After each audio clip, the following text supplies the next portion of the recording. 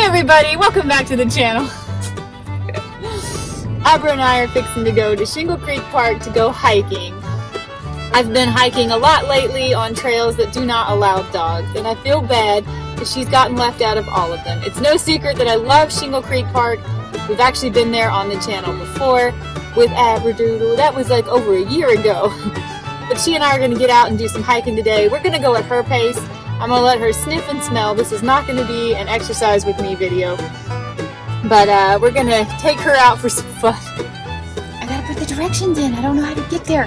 This is my prescription sunglasses and my polarized hiking sunglasses.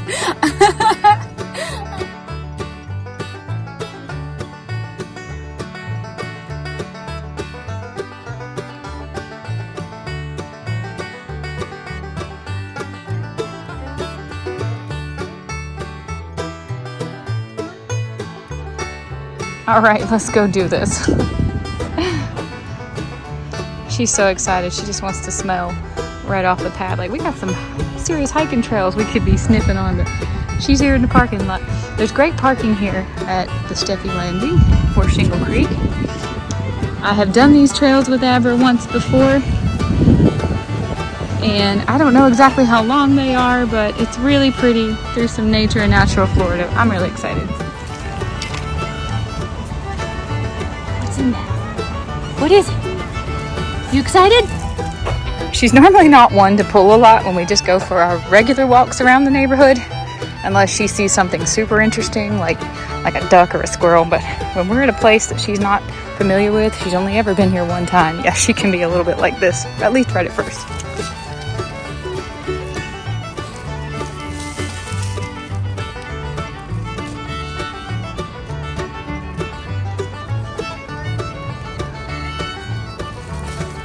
All right, you probably saw how badly my intro went, so we'll just jump right into it. I am here at the Shingle Creek Steffi Landing with Abra. We have been here one time before, and that was about a year, not a year and a half ago, year and 15 months ago maybe.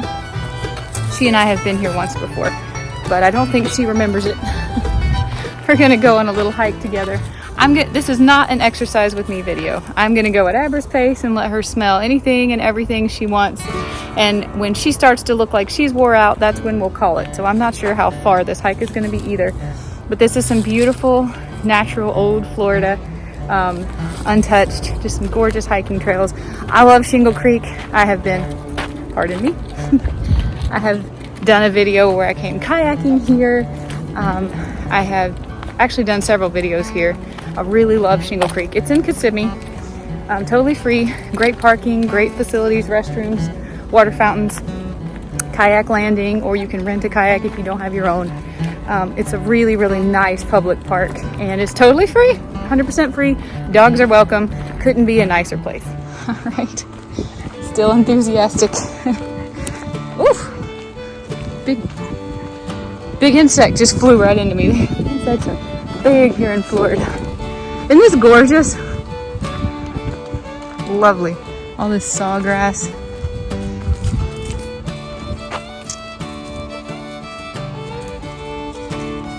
What's she smelling? Oh, she's smelling something she shouldn't be. Come on, keep going.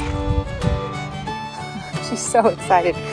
Oh, and she's finally lost that weight. She had put on a little bit of weight when we first came back from South America. I think the heat was good for her. She got down to her healthy weight while we were living in Colombia, but then over the holidays, Abra had put on a little bit of extra weight.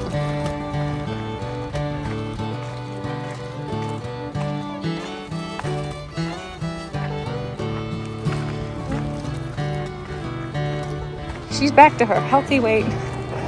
She's right about 25 pounds. She's a Cavapoo, in case anybody is new to this video. That's half King Charles Cavalier Spaniel and half Poodle. She will be 5 years old in September of this year.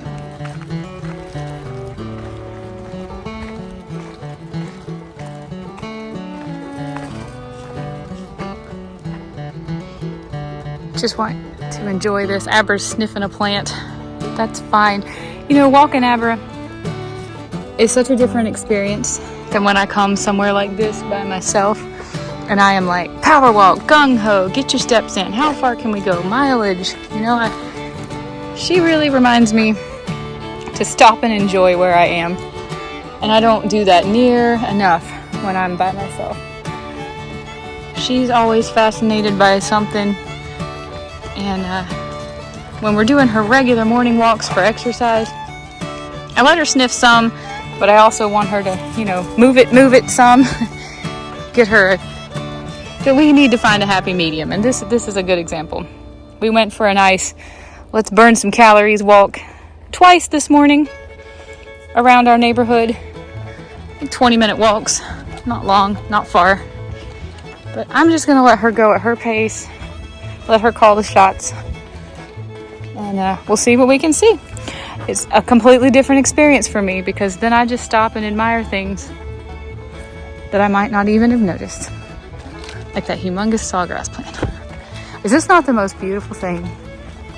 Florida. Just in love with how beautiful natural Florida is. Shingle Creek, I cannot pump it enough. Hashtag not sponsored. No one has asked me to say this. But I think Shingle Creek is just an underestimated jewel in the crown of Orlando and the Kissimmee area. Yeah. Nice boardwalks. I cannot say enough nice things about this park.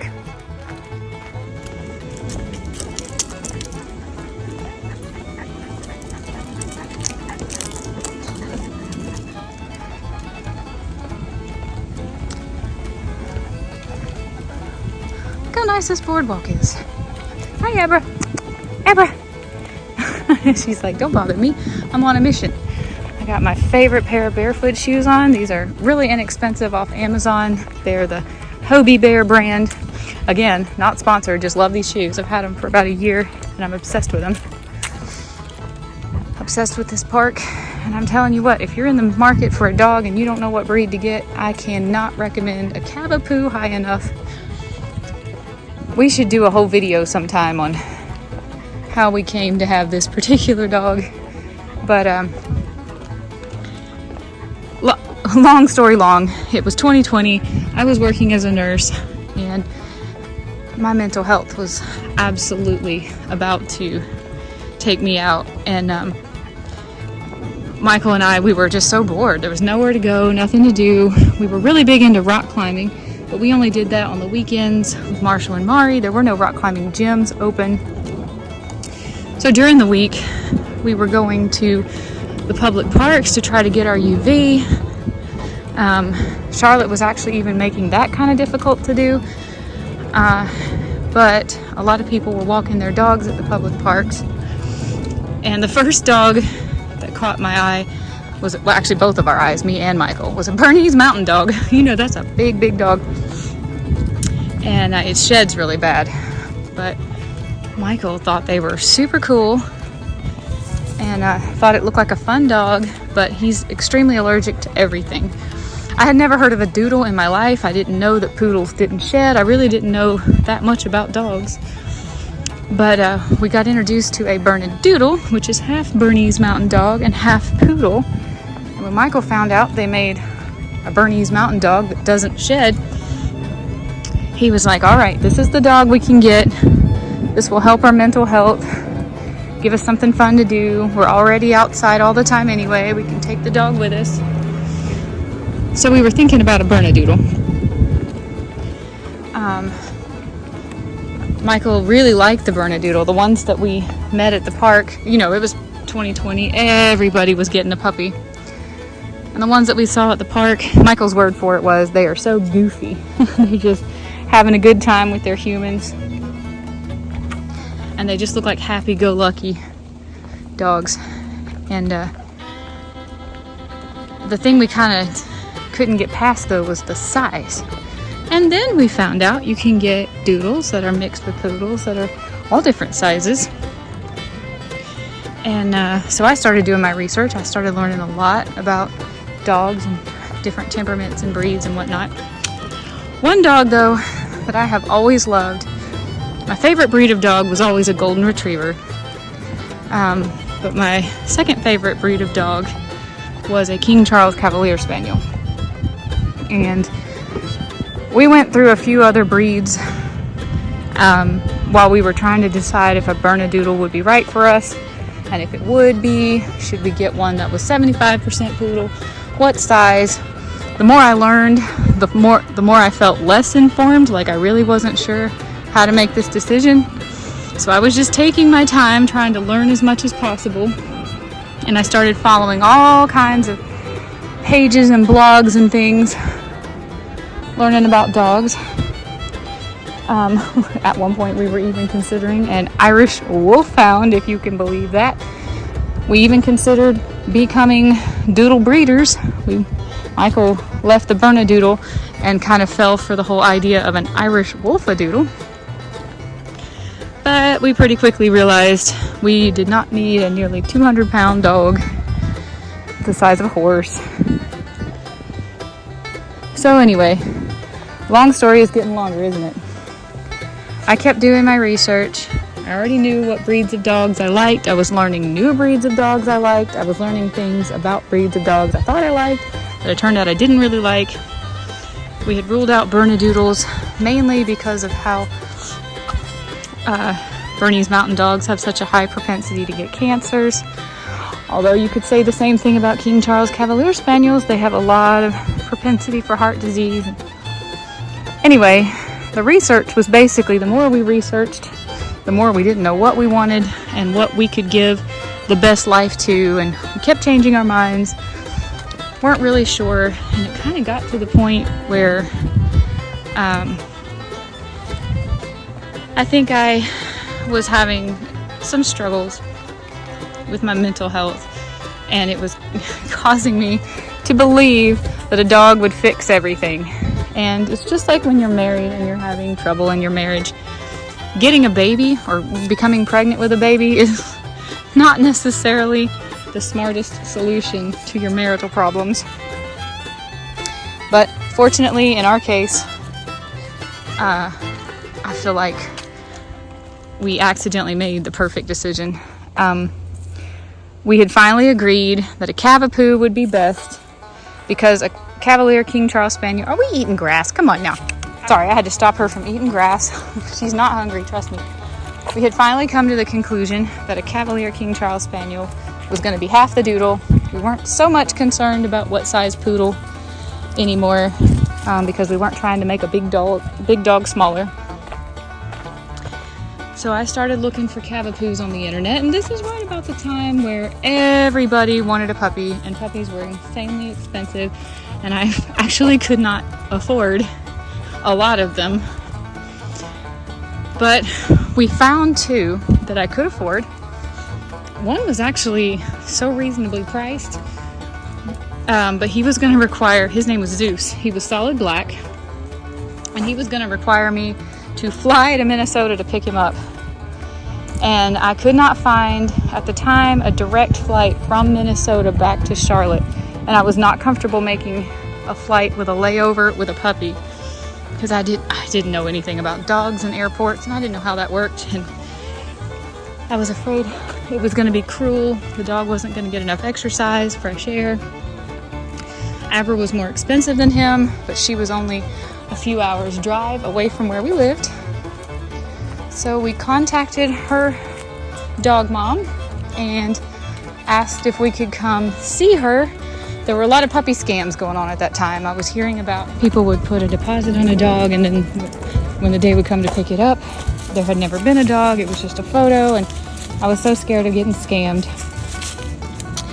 And another thing, in all the photos of Abra, she was laying down. Like, there were only a few photos, but she was kind of like laying down with her legs splayed out, and I had this feeling that maybe she was affordable because something was wrong with her. And I told Michael, I want to go see this dog. I want to make sure we're not getting scammed. We're getting a dog with a problem, or a dog that can't walk, can't stand up, whatever. I was just so worried about being scammed. It was happening right and left. So we drove to where Abra was, and the woman was there. She was holding Abra in her hands, and immediately I was like, oh my gosh, this dog is so cute. I was like, okay, I have to put her down on the ground to make sure she can stand, make sure she can walk. But as soon as the woman put Abra in my arms, I knew it didn't matter.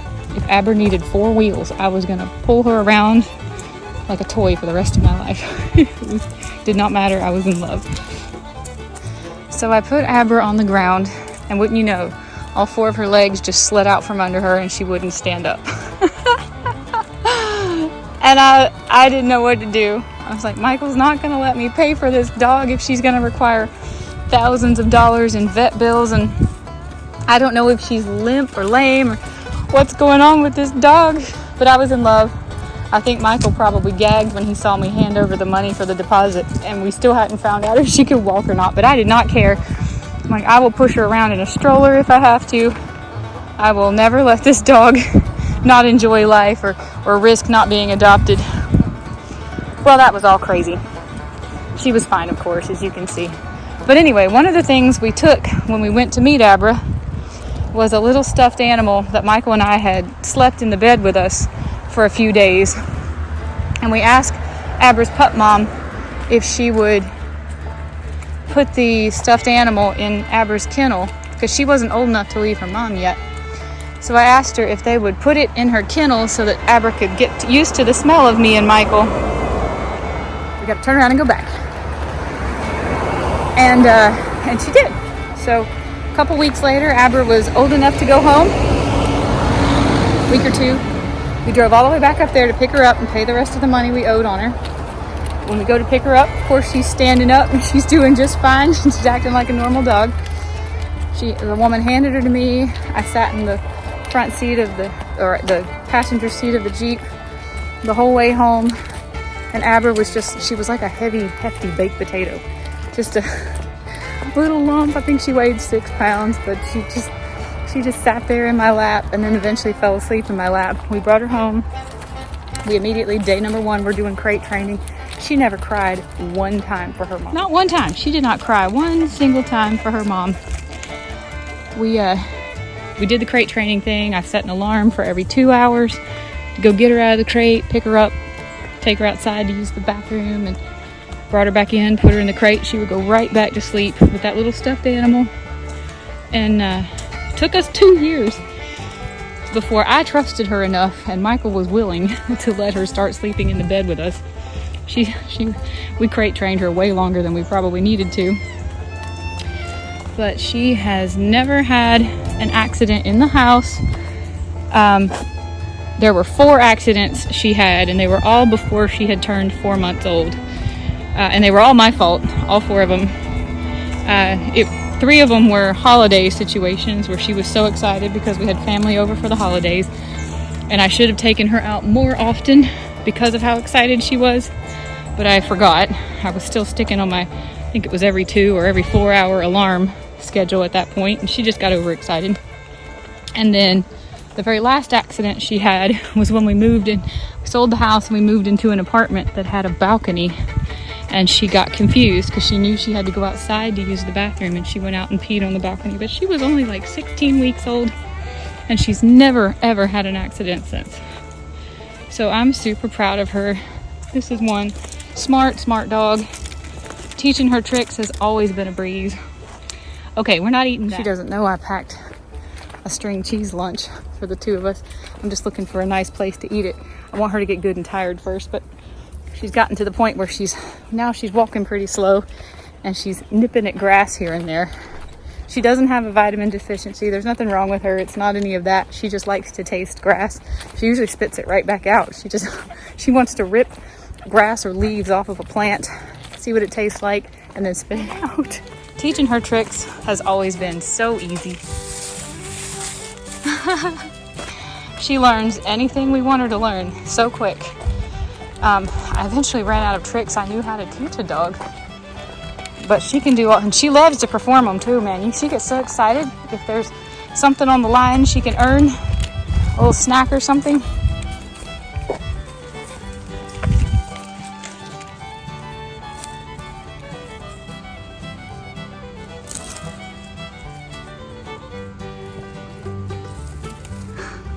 Do you ever wonder what she smells? Like, what could possibly be that interesting, huh? I really did not mean for this video to be quite this long. I was just gonna tell you I recommend a Cavapoo if you're looking for a first-time dog, and I'll tell you why. In my research, the things that stood out to me about Cavapoos that made me decide that I wanted one were these reasons. Number one, they're pretty small, but they're also not tiny. So while I feel terrible when and it happens when I accidentally step on her or kick her or roll over her in the middle of the night, I feel awful, but I'm also not worried that I killed her, you know? I wouldn't want a dog so small that if I accidentally kicked her or stepped on her, I was afraid I had crushed her or broken some bones, you know? Like she's little enough I can carry her, I can pick her up, and I can wash her in the kitchen sink if I have to. That's a big plus, being able to wash a dog in a kitchen sink. But she's also hardy, you know? She's good size. She's not fragile.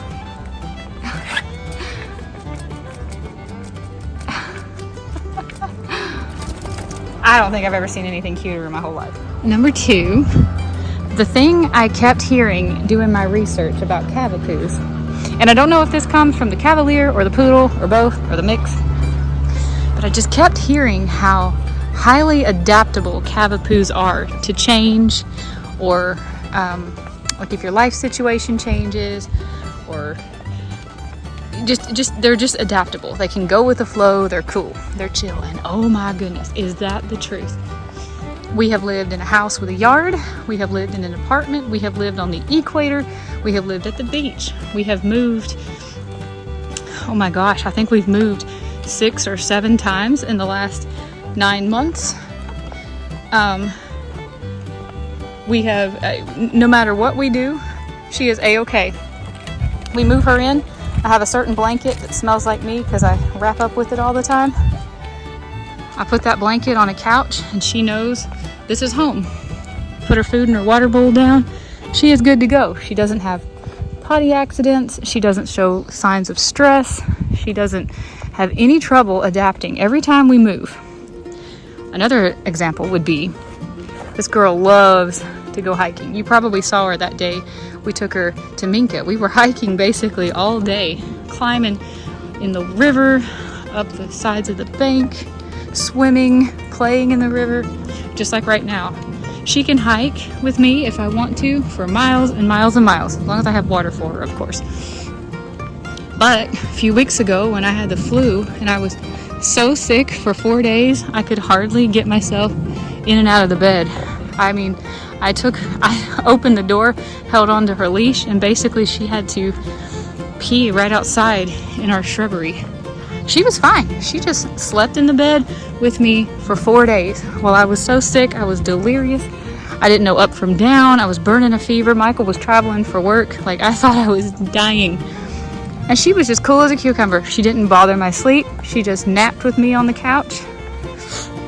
And then other days, I would say like 90% of the days, when it's just a normal work day for the household, take her for, you know, a good 15-20 minute walk in the morning, 15-20 minute walk in the late afternoon, and she's good. The rest of the day, she will either lay on the couch beside us while we work, or, you know, entertain herself in the house. She's so adaptable. Her energy level like perfectly matches the energy level that Michael or I have on any given day. And she's not one of these dogs that's like, oh my gosh, if you don't strap on rollerblades and go, you know, for a run for 4 hours, your dog is going to be neurotic. No, never.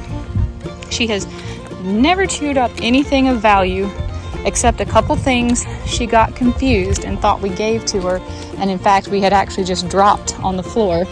But for the most part, she has always known shoes belong to mom and dad. I don't chew up their shoes. I'm trying to remember what she did. I know she chewed up one of my AirPods one time, and again, it was my fault. I had dropped it and didn't know, and so she thought it was hers because her stuff is on the ground.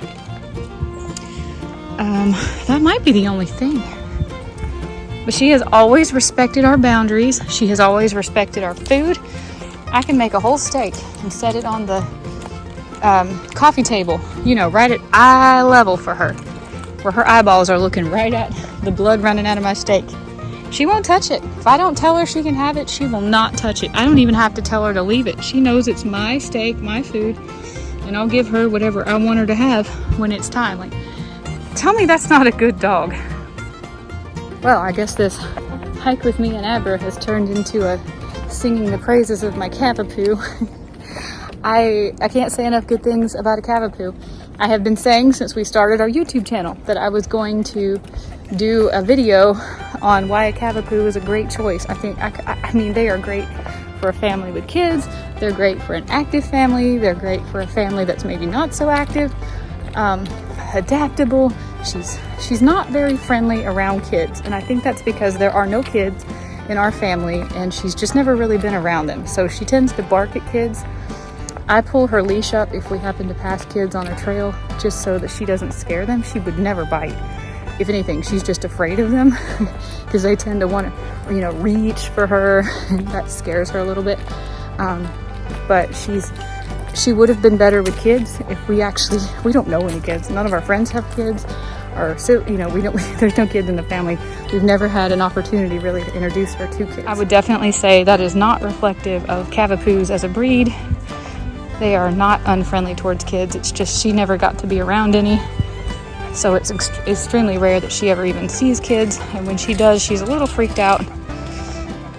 And at 5 years old, no sign of there ever being, kids in the immediate family that she would need to be around anyway. That doesn't bother me too much. I just make sure that she doesn't scare the kids. She's scared of them, but I make sure she doesn't scare them.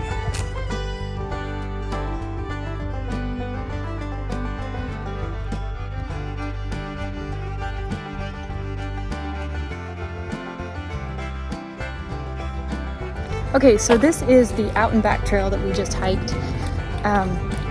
She's getting pretty hot, so we're gonna go back to the car. I have a thermos bottle full of water. I'm gonna give her some water, and we're gonna share a little string cheese snack. And then I'll go show you the rest of the cool stuff here at Shingle Creek, specifically the Steffi Landing parking lot. On the way back, we're gonna pass this cabin.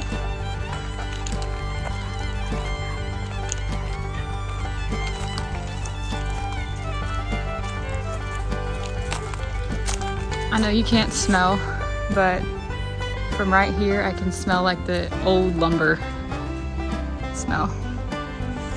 This is called the Caretaker House. It's from 1920. This is the Shingle Creek Caretaker's Cabin, also known as Ruby's Home, which housed Ruby and Robert Houlihan, employees of the Bond family who owned this land from 1918 until 1963. We are also going to pass some old sawmill equipment. It's covered up here to prevent further rusting.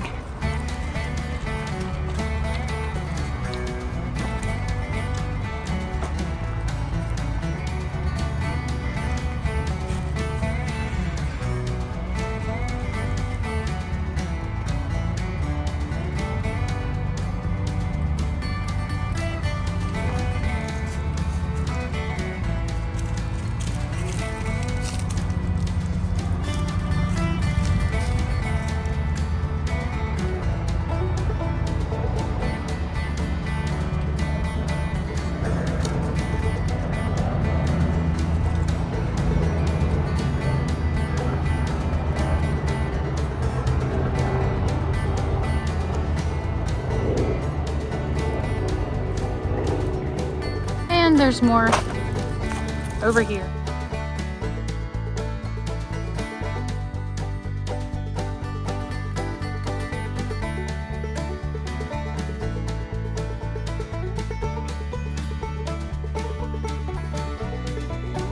Abra, come here.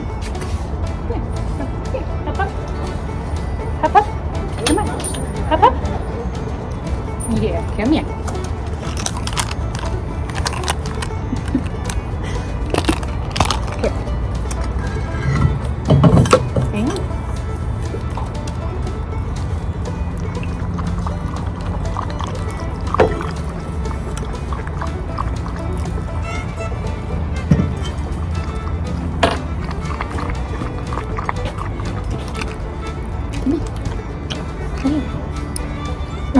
Okay, sit.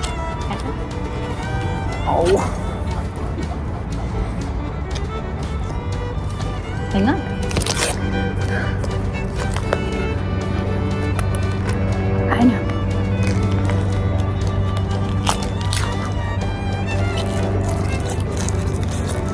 Kiss your mama. Yes.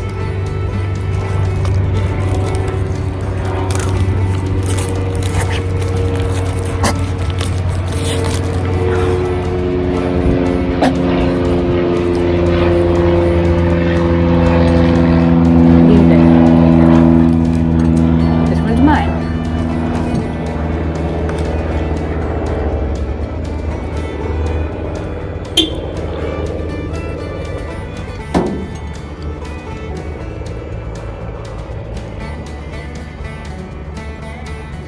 Abra.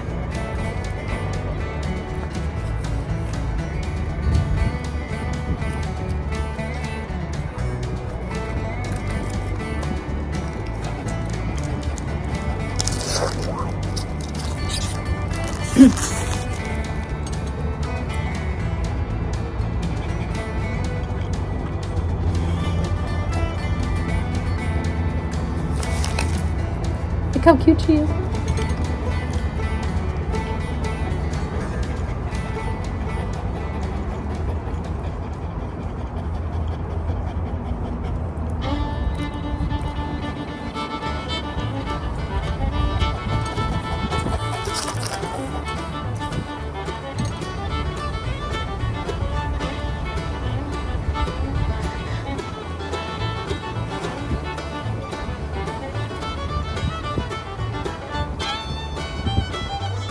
Cheese is her love language.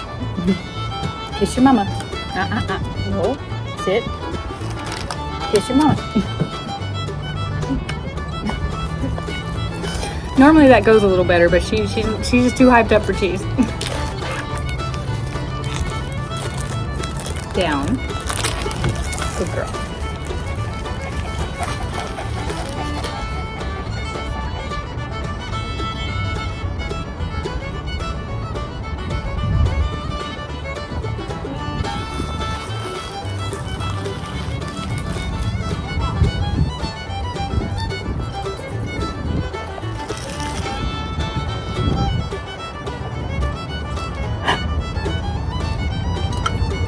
Here, drink my water. You need it. You know what time? Hold on.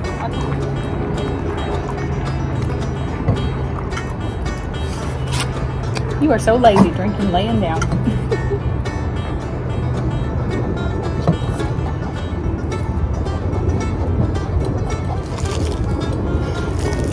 Did you have fun? Did you have fun? I had fun too. Bye. Have a good one.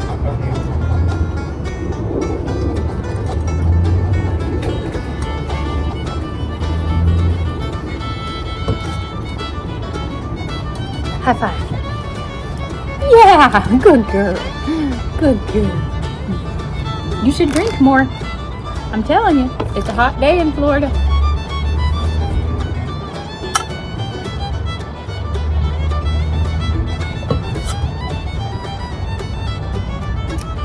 Stay.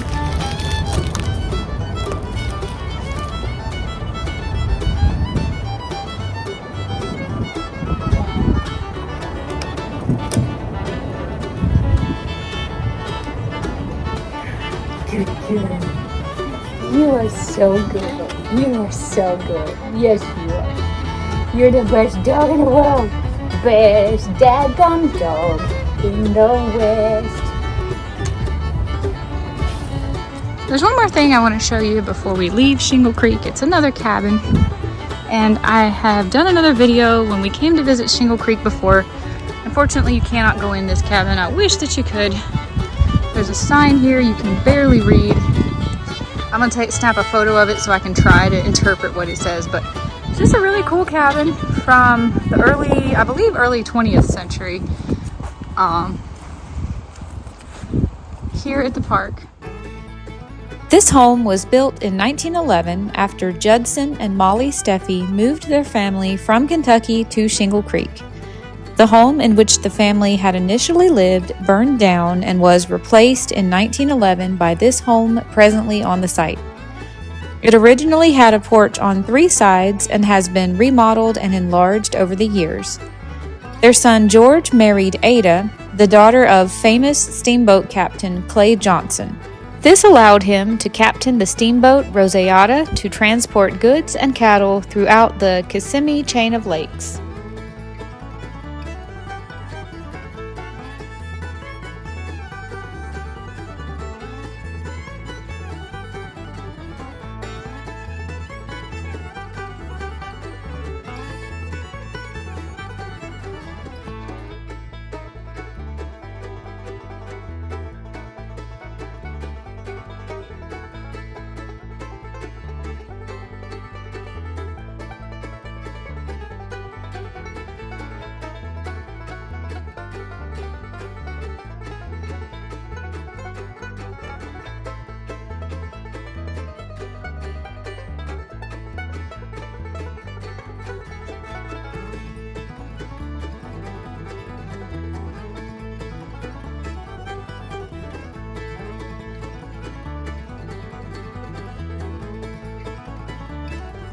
I know that footage was a little bit jerky. Yeah, she's with me, and sometimes she sees a lizard, and if she does, it's a good thing I have a leash around her because I would lose her. But anyway, there's one more cabin, I believe just one more, if you cross over the creek, right over there. That will take you to the kayak landing, which is where I put in the kayak when we did our kayak with me video. But I'm not going to cross over there today. Abra is hot and she's tired. She's ready to go home, so we're going to call it here. I think that's all the hiking we're going to do for today. That AC feels so nice. Oh, it's all blowing on me, isn't it? Let's get it on you there. Abra, you ready to go home? All right, that's gonna wrap up our time here at Shingle Creek. We are headed back home to get in the air conditioning and get some ice cold water.